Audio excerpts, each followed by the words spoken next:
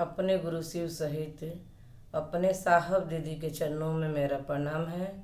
आप सभी गुरु भाई गुरु बहन के चरणों में मेरा प्रणाम है। मेरे प्रणाम को स्वीकार कीजिए। साहब दीदी दया कीजिए।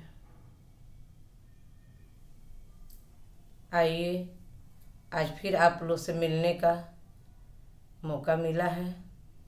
गुरु की कुछ बात सुनने के लिए और सुनाने के लिए। यही तो हम लोग करते हैं, आदान प्रदान करते हैं। चर्चा में भी जाते हैं तो यही होता है, कुछ हम कहते हैं कुछ आप कहते हैं, तो हम लोग सुनते हैं और सुनाते हैं। आइए हम लोग जानते हैं दीदी माँ नीलम आनंद का पुण्यतिथि कैसे हम लोग मनाए। क्योंकि हम लोग कुछ और सोचते हैं और हो जाता कुछ और है। सचमुच में दीदी बरखा आनंद ने कहा है कि आप जो सोचते हैं वो नहीं हो पाता है, जो वो सोचते हैं वो होता है, जो साहब सोचते हैं वो होता है, वो अपने अनुसार करवा लेते हैं। हम लोग सिवान जिले की मैरवा में पुण्यतिथि मनाए। हम लोग छोटा मोटा मतलब सोचे थे कि 40-50 गुरु भाई गुरु बहन हैं, इतना ही ना लोग हैं। हम लोग जो भी था, हम लोग चंदा किसी से नहीं लगाते हैं, कभी भी नहीं लगाते हैं। हम लोग क्योंकि अपने बेटी की शादी करते हैं, 10 लाख रुपया लगता है, 20 लाख लगता है, तो हम लोग खुद लगाते हैं और महादेव का काम करना है। साहब दीदी के मतलब कोई पुण्यतिथि हो या सालगिरह हो शादी का या जन्मदिन हो, कुछ भी मनाना हो, तो क्या हम लोग चंदा लगा के मनाएंगे? नहीं। हम लोग जितना ही गुरु भाई गुरु बहन है जो साप्ताहिक में आते हैं, इतना लोग हम लोग आपस में भी कोई चंदा उंदा नहीं लगाते हैं। हाँ, जिसको जो समझ में आता है वो मदद जरूर करता है, क्योंकि बिना मदद के कोई काम नहीं होगा। लेकिन हम लोग सुंदर से सुंदर गुरु कार्य करना चाहते हैं। तो हम लोग तो सोचे थे कि 40-50 आदमी होंगे, लेकिन साहब श्री सचमुच में बोले हैं कि आप कितना हो व्यवस्था कीजिएगा, आदमी उससे ज़्यादा ही हो जाएंगे। सचमुच में बहुत लोग थे और बहुत सुंदर लगा। हम लोग संकल्प दिवस मनाए और अपने माँ दीदी नीलम आनंद के सामने संकल्प भी लिए कि हम लोग आपके बताए हुए मार्ग पे चलेंगे। लेकिन एक बात है, हर जगह ऐसा होगा, मतलब मेरा अनुभव है कि हर जगह ऐसा होगा कि आप खूब सुंदर से सुंदर कोई भी काम करते हैं और जितने लोग हैं सारे लोग को मतलब अच्छे लगते हैं, वो लोग भी खुश हैं। खूब सुंदर से कार्यक्रम हो रहा है, खूब अच्छे से सारे लोग बैठे हैं, लेकिन एक व्यक्ति ऐसा उसमें आ जाएगा कहीं ना कहीं से। क्योंकि रामायण में कहा गया है ना, जाकी रही भावना जैसी प्रभु मूरत तीन देखी तैसी। सचमुच में जिसकी जैसा भावना होगा वो उसी तरह से देखेगा। अब ऐसा व्यक्ति कहीं से आ जाएगा, कोई गुरु बहन है या गुरु भाई है आ जाएगा। अब वो आएगा तो वो उसका तो मान सम्मान कमाया है पहले से, बाघ के मुँह तो खून लगा है, मांस लगा है, तो वो तो खोजेगा और उसको नहीं मिलेगा तो अब उसका तो मन दुख होगा कि हमारा इसमें कोई मतलब भूमिका नहीं है, हमारा इसमें मान सम्मान खत्म हो गया है। तो अब वो क्या करेगा, अब वो ढूंढेगा कि वो क्या कमी निकाले इसमें। तब जब कोई कमी नहीं मिलेगा तब वो क्या कहेगा कि किसी गुरु बहन से, अब देखिए वो गुरु बहन बहुत अच्छी हैं, अच्छा से गुरु के काम में चलती हैं, लेकिन अब उसके पास हो जाकर बैठेगी और उससे कहना शुरू करेगी। अब उसके कान में कहें या मतलब धीरे से कहें या जैसे भी कहें, अब कहेंगी कि वो ये कोई चर्चा है, ये कोई कार्यक्रम है, ऐसे ही मनता है, मतलब कोई ना कोई उसमें दोष जरूर निकालेगी। लेकिन साहब ने कहा कि आप अगर दीवार पे पत्थर मारिएगा तो वो पत्थर लौट के आप ही के पास आएगा।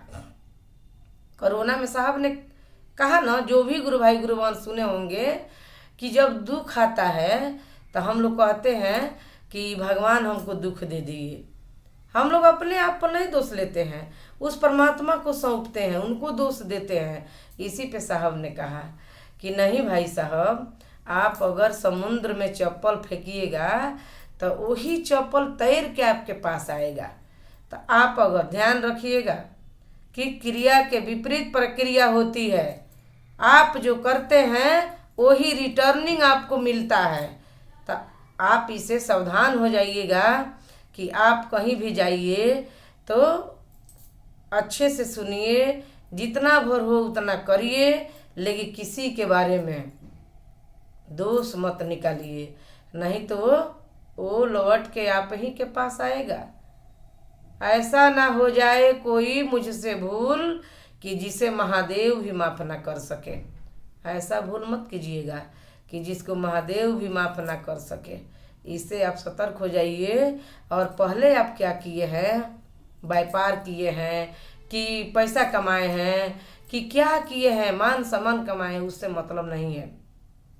साहब ने कहा दीदी के पुण्यतिथि पे एक बार साहब के वीडियो में मैं सुनी हूँ, साहब कह रहे थे कि एक बार ऐसा ही हुआ, मेरे भी पास लोग आते थे तो उस गुरु भाई के शिकायत, उस गुरु बहन के शिकायत, वो ऐसे किए वो ऐसे किए, मतलब मेरा मन पक गया था सुन के। अब लग रहा था कि गुरु कार्य मुझसे नहीं होगा। तो मैंने एक बार महादेव से कहा, साहब ने कहा कि मैं एक बार महादेव से कहा कि महादेव आपके काम अब मुझसे नहीं होगा, अब हम नहीं कर पाएंगे क्योंकि मेरा मन बहुत दुखी है। तब महादेव ने उत्तर दिए। उत्तर मिलता है, हम लोग को भी मिलता है। कोई भी बात अगर हम लोग किसी के बारे में सोचते हैं, मन दुखी होता है, तो उसका उत्तर जरूर मिलता है। अगर सचमुच में आप महादेव से जुड़े हैं तब अनुभूतियाँ होती हैं। तो महादेव ने कहा साहब से कि चले हो झाड़ू लगाने, चले हो सफाई करने, और कह रहे हो कि झाड़ू में कीचड़ लग गया। अगर सफाई करोगे तो कीचड़ तो लगेगा ही, अच्छे काम करोगे तो उसमें बुरे लोग तो आएंगे ही आपके पाँव खींचने के लिए। तो क्या कीजिएगा, छोड़ दीजिएगा? नहीं। गुलाब को देखे हैं ना, गुलाब के नीचे कांटा होता है, लेकिन कांटा को कोई नहीं देखता है, फूल को सारे लोग देखते हैं। तो साहब ने कहा कि मेरे भी जीवन में ऐसा बहुत हुआ, लेकिन मैं बढ़ता गया। एक दिन इतना सुंदर गुलाब का फूल निकला उसमें कि लोग देखते रह गए। लोग कीचड़ को नहीं देखते हैं, फूल को देखते हैं। तो हम भी कह रहे हैं गुरु भाई गुरु बहन आपसे कि कुछ लोग हैं जो कचरा फेंक रहे हैं, शिव शिष्टता को भी गंदगी कर रहे हैं, लेकिन हम लोग को सफाई करना है। गंदगी को आने से हम लोग नहीं रोक सकते हैं, लेकिन सफाई तो कर सकते हैं ना, क्योंकि हम लोग को साहब चुने हैं सफाई करने के लिए। तो हम लोग इसको सफाई करें। ये मत हम लोग सोचे कि वो ये कह दिया, वो दीदी ये बोल दी तो हम गुरु के काम छोड़ देंगे। नहीं, आगे बढ़ते रहिए। देखिए एक दिन आपको महादेव कितने आगे लेके जाएंगे, और वो लोग धीरे धीरे जो कचरा कर रहे हैं उनकी सफाई हो जाएगी। वो अस्थिर हो जाएंगे, संचित हो जाएंगे, बैठ जाएंगे, नहीं कर पाएंगे गुरु के काम। साहब ने कहा कि शिव के शिष्य संहार नहीं करते हैं, शिव के शिष्य सृजन करते हैं। लेकिन अगर पेड़ की डालिया में अगर घून लग जाती है तो उसको काट के फेंक दिया जाता है। तो जो ऐसा कर रहा है उसको सफाई कर दीजिए, उसको काट के फेंक दीजिए। मजबूत ताला बनाइए अपने मन में। 2 ताला होता है, साहब ने कहा कि 2 ताला रखिए, एक अपने मन में मारिए, मन के अंदर, और एक बाहर मारिए कि आपको कुछ दिखाई नहीं दे, केवल शिव के सिवा। और गुरु के काम में आगे बढ़ते रहिए। बहुत सुंदर गुरु के काम होगा। और आप जो चाहते हैं कि मैं शिष्य बनूं, अगर चाहते हैं वो आपको जरूर प्राप्त होगा। आइए, आप सबके चरणों में मेरा प्रणाम है, मेरे प्रणाम को स्वीकार कीजिए।